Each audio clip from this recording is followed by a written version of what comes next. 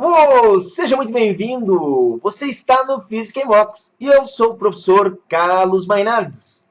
Meu amigo estudante, a aula de hoje fala sobre força de atrito.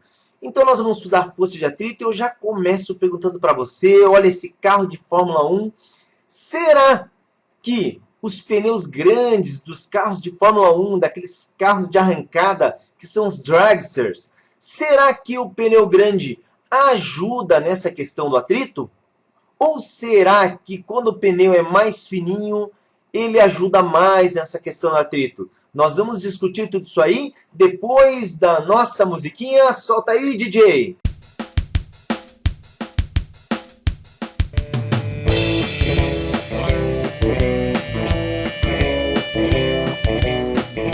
Bom, vamos lá! Então eu queria começar pedindo para você, se você gosta do nosso canal, dá um like para essa aula, faz essa aula chegar em mais pessoas. Cada vez que você dá um like, a nossa aula ela é levada para mais pessoas. E tem mais um esqueminha legal aqui. Se você quer receber dicas de física todo dia, me acha no Snap através de c.mainardes e me adiciona e comece a receber uma dicasinha por dia. Vai fazer vestibular, vai estudar para a prova, seja o que for, está estudando física, vem comigo, vem receber minhas dicas e se mantenha assistindo as aulas do canal. E agora vamos lá, vamos falar de força de atrito. Então, força de atrito, como você vê aí, é uma força paralela que surge entre duas superfícies, como no nosso exemplo ali tem o caixote. Então é entre o fundo do caixote e o solo, em que a gente tenta fazer com que um corpo escorregue sobre o outro e surge uma força de atrito que ela é contrária ao sentido que pode ocorrer um movimento, certo?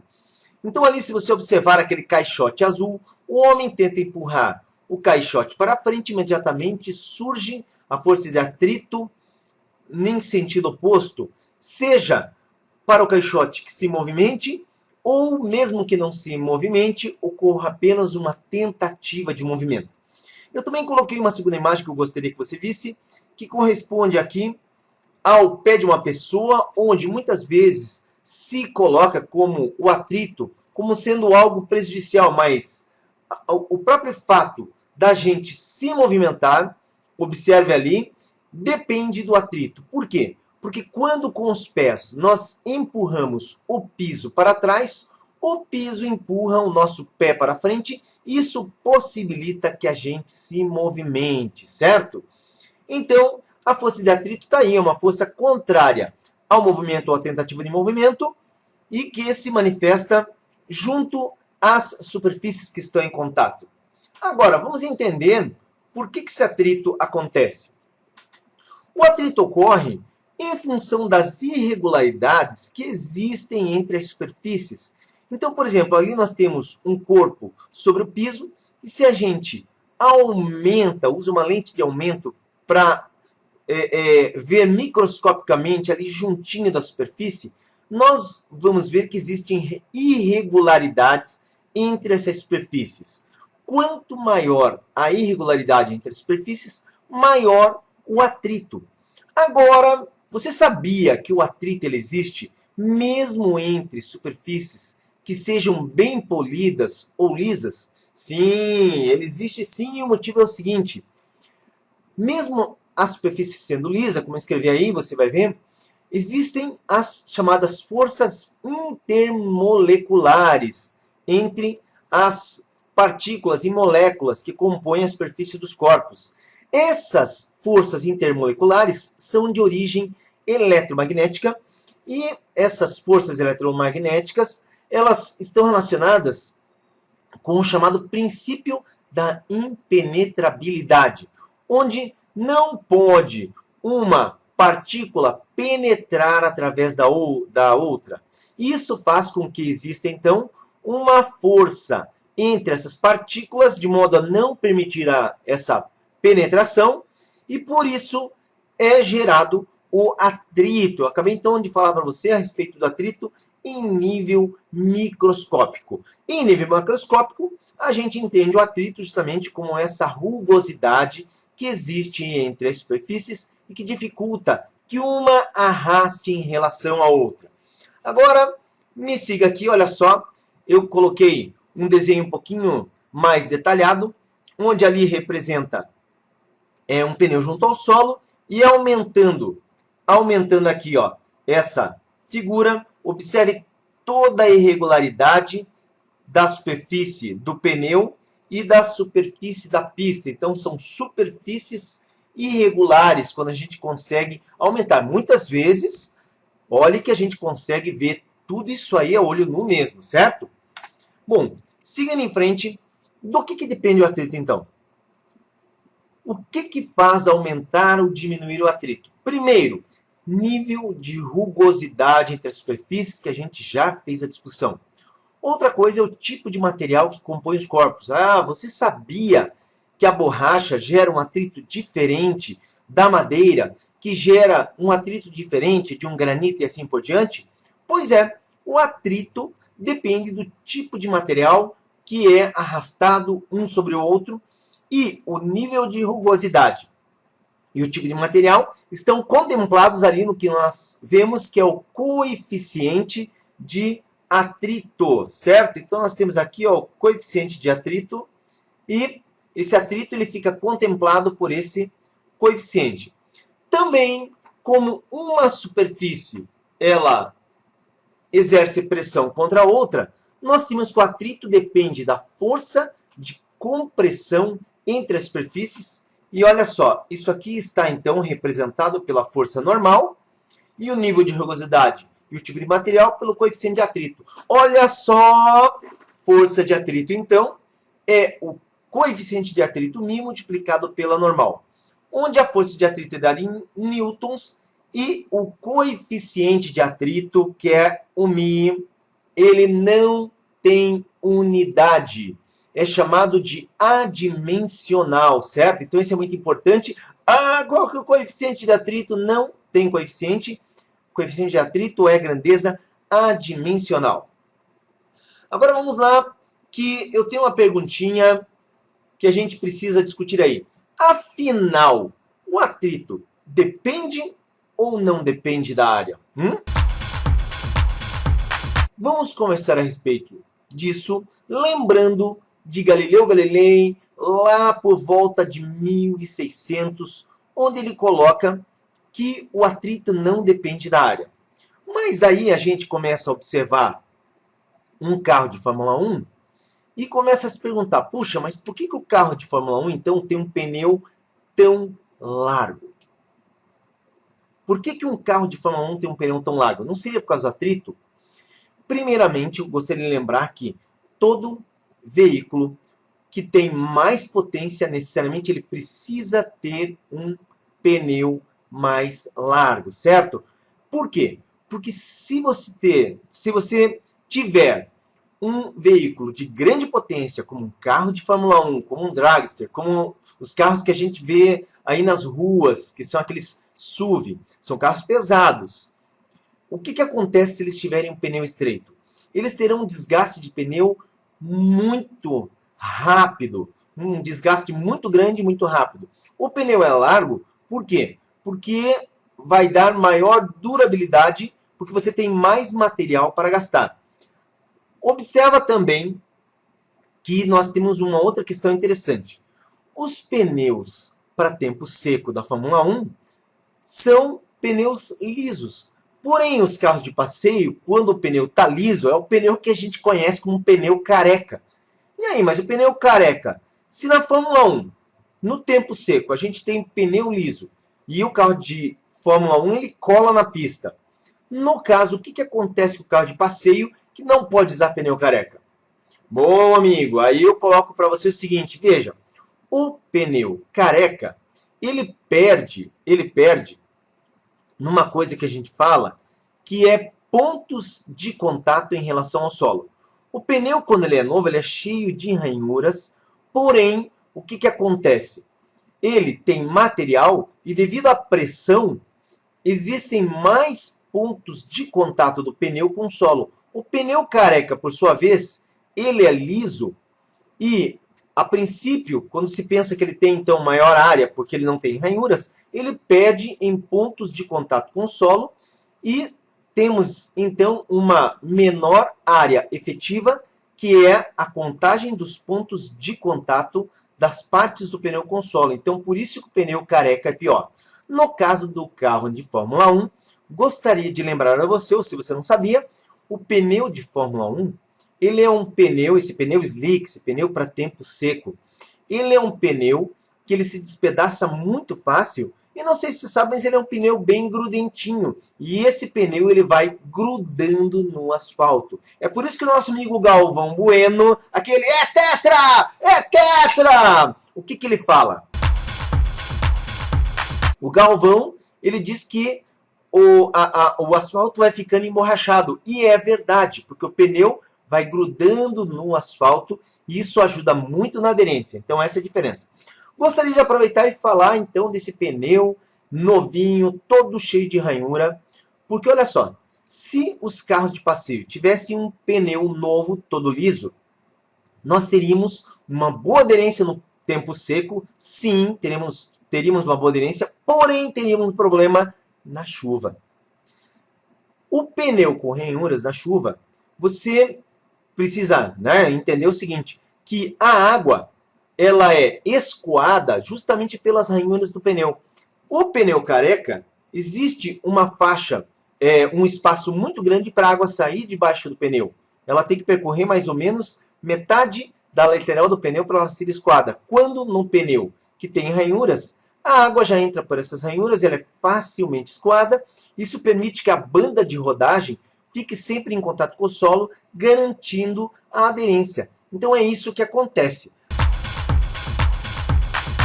Existem dois tipos de atrito. O atrito estático, que surge quando o corpo está em repouso, e existe o atrito dinâmico ou cinético, quando o corpo está em movimento. Falando primeiro a respeito do atrito estático. O atrito estático ele é calculado fazendo-se força de atrito igual a coeficiente de atrito estático vezes a normal. Bom, esse valor calculado para o atrito estático, entenda que é um valor limite. Seria, então, calculado pela fórmula, o máximo valor que se tem para atrito estático. O que eu quero dizer é o seguinte, quando se emprega uma força sobre um corpo que está em repouso, e essa força não atinge o valor do atrito estático, o valor do atrito não é o valor limite, e sim o próprio valor da força aplicada contra o corpo. Ah, mas como é que funciona isso? Vamos dar uma olhadinha num exercício a respeito disso aí. Então, olha só. Um bloco de massa 5 kg encontra-se inicialmente em repouso sobre um plano horizontal e está sujeito à ação de uma força também horizontal de intensidade F. Sabendo que o coeficiente de atrito estático entre o bloco e o plano é μ igual a 0,5, determina a intensidade da força de atrito se a força F assumir os valores a seguir. Então veja, quanto que vale a força de atrito estático para 0 newtons, 10 newtons, 20 newtons, 24,99 newtons, 25 newtons e 30 newtons. Então, vem comigo para determinar isso aí, o que a gente faz? Olha só, nós calculamos a força de atrito estático, que é o coeficiente de atrito estático, multiplicado pela normal. Bom, aqui, vamos lembrar, existe o peso que atua sobre o corpo, existe a força normal. Mas observe que se ocorrer movimento, a direção de movimento é justamente a direção horizontal. Como normal e peso são perpendiculares à direção de movimento, estão se cancelando mutuamente. Então observe que daqui desse cancelamento eu digo que o peso é igual a normal. Então eu tenho força de atrito estático é igual ao coeficiente de atrito, dado 0,5, e a normal é igual ao peso. Porém, o corpo tem massa de 5 kg, e o peso é a massa multiplicado pela aceleração da gravidade. Então, nós temos normal igual a 50. Força de atrito estático vale 0,5 multiplica por 50, 25 newtons. Mas é muito importante que você entenda que esse aqui é o limite do atrito estático. Então, o que significa isso? Veja, quando não existe força aplicada ao corpo, não pode existir atrito. Então, a força de atrito ela é nula. Agora, quando é exercida uma força F, que você vê aqui, de 10 newtons, como essa força não supera o limite do atrito estático, então a força de atrito tem que ser exatamente igual a 10 newtons. Aí você olha 20 newtons, também não supera o limite, e a força de atrito vale 10 newtons. Para 24,99 ainda não é 25, e a força de atrito corresponde a 24,99 newtons. E agora, chegamos no limite. Esse corpo entra em movimento? Não, ele não entra em movimento. E nós temos a força de atrito, então, já no seu limite, em 25 newtons. Mas, significa que qualquer força acima de 25 newtons, esse corpo entra em movimento. Por exemplo, 30 newtons. Quanto vale a força de atrito? Não sei. Por quê? Porque a força de atrito aqui, ela é, no caso, ó, dinâmica. E nós não temos nessa questão o valor da força do coeficiente de atrito dinâmico para calcular a força de atrito dinâmica. Mas aqui, então, ficou a informação que para 30 newtons não vale mais a força de atrito estático, o corpo já entrou em movimento, vale a força de atrito dinâmica. Tá ok? Bom, agora vamos falar a respeito do atrito dinâmico ou cinético. Você conhece esse esporte aqui que está aparecendo? Esse aqui é o curling.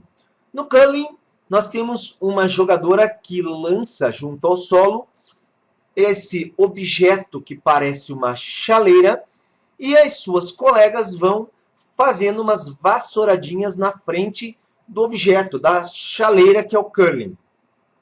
Bom, como esse objeto se move, nós temos um atrito dinâmico. O objetivo da vassourinha é diminuir o nível de rugosidade entre as superfícies. Isso faz com que o coeficiente de atrito diminua. E essa chaleirinha, então, ela pode movimentar-se com maior facilidade. Porém, aqui, apesar de o solo ele ser, de certa forma, varrido para diminuir o atrito, é muito importante a gente perceber que, se o solo for exatamente o mesmo, ou seja, as superfícies não sofrerem alteração nenhuma, se o objeto não entrar por um nível inclinado, não haverá mudança na força de atrito. Então, o que nós consideramos é que, não havendo mudança nas superfícies e não entrando o corpo por uma certa inclinação, o atrito se mantém exatamente o mesmo. A força de atrito se mantém exatamente o mesmo valor sempre, não sofrendo alteração. A força de atrito dinâmico, então, é o coeficiente de atrito dinâmico vezes a normal. E olha só, vamos resolver uma questão agora envolvendo atrito dinâmico. O bloco da figura de massa 10 kg está em movimento, isso é muito importante. Se está em movimento, o que vale é a força de atrito dinâmico, mediante a ação de uma força de intensidade F. Então, nós temos aqui a força movimentando o bloco, sabendo que o coeficiente de atrito dinâmico entre o bloco e a superfície é 0,25, determine a intensidade da força de atrito C. A força for 30, a força aumentar para 100 ou reduzida para 20. Faz comigo o cálculo aqui. Força de atrito dinâmico é o coeficiente de atrito dinâmico multiplicado pela força normal. A força de atrito dinâmico, então, é coeficiente de atrito, observe, 0,25. 0,25. E a normal, se um corpo tem massa 10 kg, seu peso vale 100. 0,25 vezes 100, nós temos uma força de atrito dinâmico igual a 25 newtons, certo? 25 newtons. Então, observa aqui, primeiro, se por acaso a força aplicada ao corpo que está em movimento seja de 30 newtons, quanto vale o atrito dinâmico? Vale 25 newtons. Então, a força de atrito dinâmico é de 25 newtons. A força é aumentada agora para 100. Aumentei a força, aumentou o atrito? Claro que não. O corpo ainda está em movimento e a força de atrito é dinâmico e vale 25 newtons também? E se por acaso a força for reduzida para 20? Opa! 20 é menor que a força de atrito dinâmico que encontramos. Porém, se o corpo ainda está em movimento, a força de atrito não sofre alteração e tem os mesmos 25 newtons, portanto constante, certo? Bom, eu gostaria de mostrar para você como é que funciona o gráfico do atrito então. Observe no gráfico do atrito que nós temos justamente um ponto aqui importante, que é o ponto da iminência do deslizamento. Nós temos o gráfico da força de atrito em função da força F aplicada ao corpo. Observe que até a iminência do deslizamento, a força de atrito cresce com o aumento da força F, que foi o que a gente verificou naquela questão. Então, olha só, crescimento do atrito, juntamente com o crescimento da força F, sendo que o atrito chega no seu limite. Após disso, o corpo entra em movimento e existe uma queda, né, do valor do atrito, e a partir daí nós teremos o deslizamento do corpo, que corresponde a uma situação de movimento e, portanto, com menos atrito. Agora, por que acontece essa queda? Você já pensou nisso? Essa diminuição do atrito ocorre justamente por causa da inércia. Inércia é a tendência que os corpos têm de manter o seu estado inicial. Então, um corpo que está em repouso, ele quer continuar em repouso. Por isso que o atrito estático ele tem um valor maior. Já o corpo que está em movimento, a tendência dele é querer continuar em movimento. A sua inércia diz que ele quer continuar em movimento. E aí, precisa, no caso, de menos força para manter esse corpo, porque a força de atrito é menor, tá? Diminui um pouquinho em função da inércia, então a força de atrito dinâmica é menor do que o limite da força de atrito estática. E para fechar essa aula, vamos resolver uma última questão. Olha só, essa última questão envolve plano inclinado, onde a massa do bloco é igual a 20 kg. O coeficiente de atrito estático entre o bloco e o plano é igual a 0,5 e o coeficiente de atrito dinâmico é igual a 0,45. Considere o cosseno de alfa 0,8 e o seno de alfa 0,6. Determine se ocorre movimento do bloco e, se ocorrer, caso ocorra, qual a aceleração que o bloco adquire. Então, olha só, a gente começa esse problema fazendo justamente o diagrama do corpo livre, onde nós temos. Eu já vou mostrar as forças representativas que nós temos aqui. Existe o peso, mas o peso a gente decompõe por ser plano inclinado, e nós temos a componente Px, e, perpendicular ao plano, a componente Py. Nós temos a normal, e junto ao plano, observe que se foi dado o coeficiente, porque devemos considerar que existe uma força de atrito. Importante lembrar que a normal e a componente Py, elas acabam se cancelando, pois são perpendiculares à direção de movimento. E é muito importante também que no cálculo do atrito, a normal vale pelo Py. Então agora observa o seguinte, quando eu vou desenvolver esse cálculo, eu quero saber, será que esse corpo desce o plano? Será que esse corpo fica parado? Então a gente pode fazer assim, nós podemos calcular o valor da componente tangencial Px, que é peso vezes seno do ângulo, então mg seno do ângulo alfa, e nós temos então a componente Px como sendo a massa 20, vamos usar 10 para a gravidade, e vamos considerar aqui o seno dado 0,6. E nós temos um Px que vale 120 newtons. A questão é o seguinte, se a força de atrito estático que nós vamos calcular não for maior que 120, esse corpo vai se movimentar plano abaixo. Se for maior, ele fica parado. Então, vamos aqui, ó, calcula a força de atrito estático, que é o μ estático vezes a normal. Então, a força de atrito estático é igual ao μ estático vezes a normal, que é PY. E PY é mg cosseno do ângulo alfa. Então, olha só, isso aqui é PY. A normal é o PY. Então, a força de atrito estático é coeficiente de atrito 0,5, massa 20, gravidade 10, e o cosseno está sendo dado aqui 0,8. Fazendo-se essa multiplicação, encontramos a força de atrito estático igual a 100, né? No caso, meio vezes 20, 10, vezes 10, 100, vezes 0,8, 80 newtons. Compara 120 com 80, haverá movimento. Se haverá movimento, o atrito não é estático, é dinâmico, certo? E como eu tenho Px querendo descer o plano e a força de atrito contra, se eu aplico segunda lei de Newton, força resultante massa vezes aceleração, eu tenho aqui, ó, Px menos força de atrito, que eu sei que agora é dinâmica, massa vezes aceleração. Então, Px, né, vou repetir aqui, porque a força de atrito dinâmica é o μ dinâmico vezes o mesmo Py, mg, nesse caso, cosseno do ângulo alfa, que é igual a massa vezes aceleração. Px é 120, menos, observa aqui que o coeficiente de atrito dinâmico é 0,45,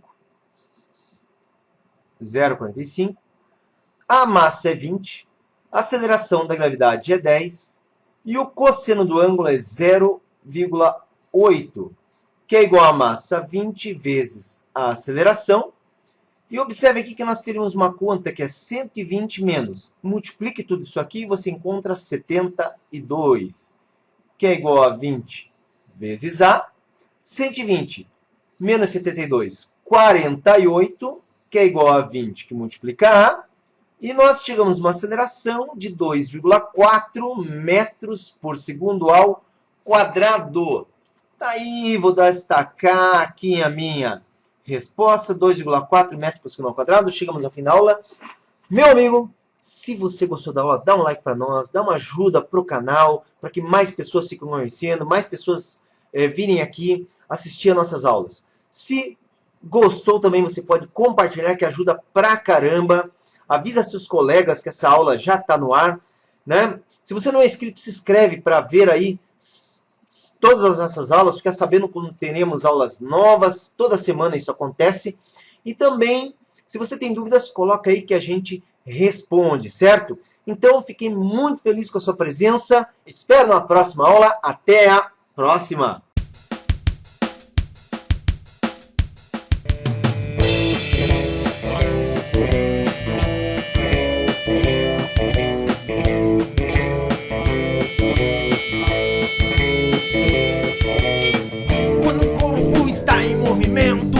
Sua tendência é manter-se em movimento. Quando o corpo está ali parado, sua tendência é manter-se nesse estado. Quando a força resultante anula, isso é repouso, MR. Quando a força resultante anula, isso é repouso, MR. Isaac Newton.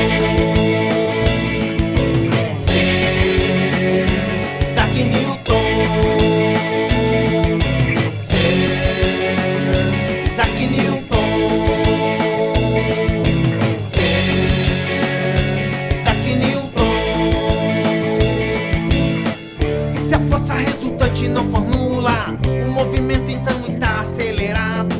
Os vetores, força e aceleração.